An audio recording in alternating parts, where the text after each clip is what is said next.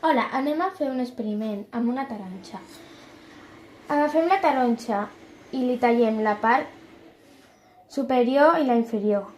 I ara, per treure més suc, punxem una mica la taronja.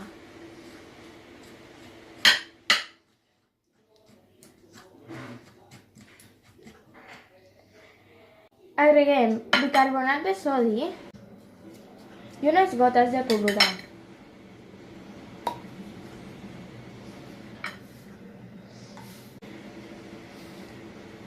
I una mica de sabó líquid.